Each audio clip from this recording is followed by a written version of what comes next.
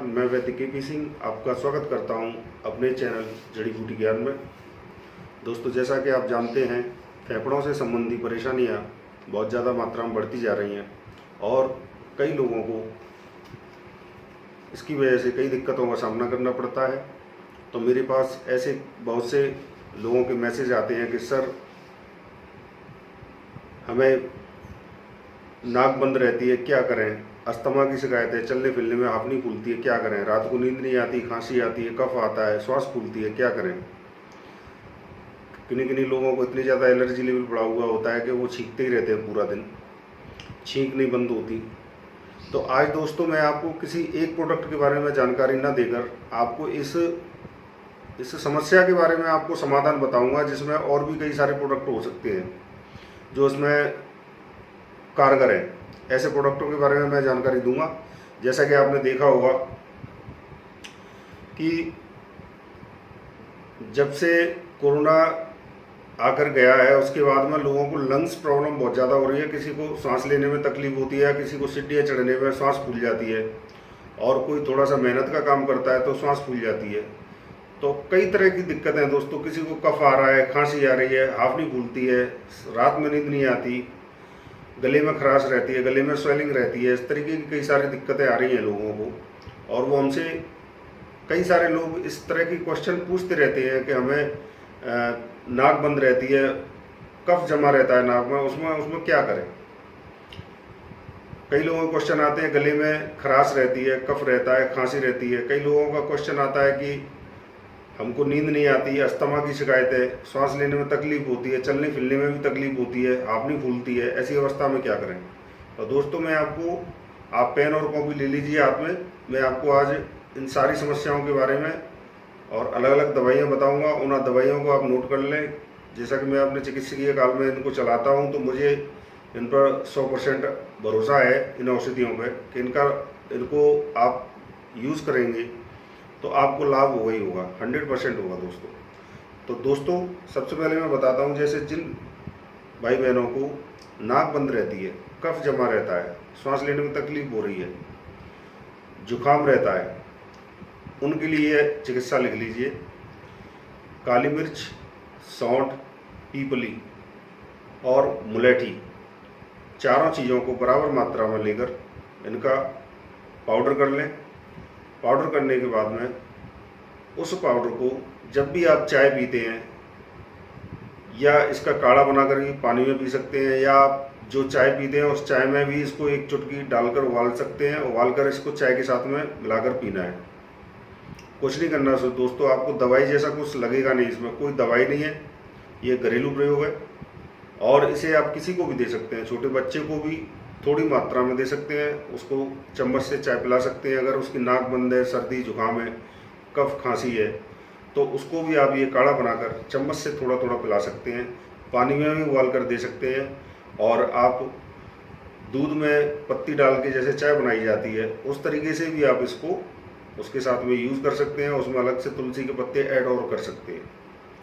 तो दोस्तों, ये तो रही उन लोगों के लिए जिनको गले में खराश रहती है, नाक बंद रहती है, नज़ला जुकाम बहुत जल्दी होता है। एक दोस्तों, इसमें आप सितोपलादी चूर्ण का प्रयोग कर सकते हैं। सितोपलादी चूर्ण बाजार में आसानी से मिल जाता है। वैद्यनाथ का आता है, पतंजलि का आता है, डाबर का भी आता है। कई सारी कंपनियां, वैद्यनाथ का भी बहुत अच्छा है, कई सारी कंपनियां बनाती हैं सितोपलादी चूर्ण को।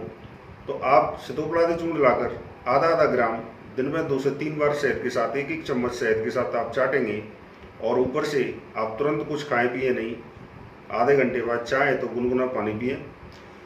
तो दोस्तों, आपको गले में खराश, कफ जमना, सर्दी जुकाम, बार बार खांसी, इनमें आपको बेहद लाभ होगा। और दोस्तों, ये दवाइयाँ जिन भाई बहनों को अस्थमा की दिक्कत रहती है, श्वास फूलता है, यानी कि जिनको कफज श्वास है, यानी कफज श्वास का मतलब होता है जिनको कफ भी आता है, खांसी भी है और श्वास भी फूलती है, उन लोगों के लिए ये औषधि रामबाण है दोस्तों। बेहद कारगर है, आप करके देख सकते हैं घरेलू प्रयोग के तौर पर, और इसका कोई भी साइड इफेक्ट नहीं है। तीसरा दोस्तों, आप पतंजलि का श्वासाहारी सिरप भी ला सकते हैं। उसको गरम पानी में 2 से 3 ढक्कन डालकर सिप करके गरम पी सकते हैं। उससे भी गला साफ होता है और कफ को बनने से रोकती है और कफ को साफ करती है। तीसरा प्रोडक्ट ये हो गया। चौथा प्रोडक्ट आप श्वासाहारी गोल्ड ले सकते हैं। जैसे कि आपको अस्थमा की बहुत ज़्यादा क्रिटिकल स्थिति खराब है, आपको ज़्यादा श्वास उखड़ता है, तो उस अवस्था में आप श्वासाहारी वटी और श्वासाहारी गोल्ड कैप्सूल, ये आप दोनों ले सकते हैं। एक एक गोली, एक एक कैप्सूल सुबह शाम खाना खाने के या नाश्ता करने के आधे घंटे बाद गुनगुने जल के साथ में आप ले सकते हैं। और दोस्तों, जो भाई बहन कहते हैं कि हमें कोरोना हुआ था, हमारे लंग्स थोड़ा सा कमज़ोर हो गए हैं, हमको क्या करना चाहिए, तो ऐसे लोग सितोपलाद चूर्ण को चाट सकते हैं 2 से 3 बार दिन में, आधा आधा ग्राम, एक एक चम्मच शहद में। और दोस्तों, हल्का हल्का प्राणायाम करें, हल्का हल्का, बहुत एकदम से ज़्यादा ना करें, हल्के हल्के प्राणायाम करना स्टार्ट करेंगे। हल्का हल्का व्यायाम, सुबह टहलना, सुबह 2 से 3 गिलास गुनगुने जल का प्रयोग करना, ये सब आप करेंगे तो आपको लाभ होगा। और जिन भाई बहनों को कोरोना हो चुका है और कोरोना के बाद में उनको लंग्स प्रॉब्लम आ रही है, लंग्स में कमजोरी है, तो उनको दोस्तों फ्रिज का पानी, ठंडी चीज़ें, कोल्ड ड्रिंक्स, आइसक्रीम तुरंत बंद कर देनी चाहिए। उनको केवल हरी सब्जियां, फ्रूट्स और दूध का सेवन भरपूर मात्रा में करना चाहिए। और भुने हुए चने का सेवन आप कर सकते हैं, तो आपको अत्यंत लाभ होगा। दोस्तों, इन्हीं सारे क्वेश्चनों के साथ मैं आया था। एक औषधि जिसके बारे में मैं बताना चाहता हूं, जैसे किसी को श्वास की, अस्थमा की शिकायत बहुत ज़्यादा है, तो वो लोग हमारे यहाँ से श्वास संजीवनी रस मंगा सकते हैं। श्वास संजीवनी रस एक बहुत दिव्य औषधि है, शहद के साथ उसको लिया जाता है और बहुत ही कारगर औषधि है दोस्तों। तो श्वास संजीवनी रस अगर आप उपयोग करते हैं, इन औषधियों को लाभ उठाने के बाद में अगर आपको पूरा आराम नहीं मिला है, तो आप हमारे यहाँ से श्वास के लिए, अस्थमा के लिए औषधि मंगा सकते हैं। किसी के लंग्स में प्रॉब्लम है, लंग्स में कमजोरी है, फेफड़ों में दिक्कत ज़्यादा रहती है, कफ खांसी, श्वास फूलना, चलने फिरने में दिक्कत, इतनी परेशानी रहती है, तो आप हमारे यहाँ से भी औषधि मंगा सकते हैं। अन्यथा आप इन सारी औषधियों को भी प्रयोग में करेंगे तो 99% आपको इन्हीं से आराम मिल जाएगा। तो दोस्तों, दूसरा जो मैं आपको बताना चाहता हूँ, एक इसमें अंजीर बहुत अच्छा काम करता है। अंजीर अगर पानी में उबालकर आप उसका पानी पीते हैं गरम गरम, और तो आपको अंजीर से बेहद लाभ होगा। जैसे किसी को कमजोरी है, फेफड़ों में कमजोरी है, तो अंजीर का प्रयोग जरूर करें।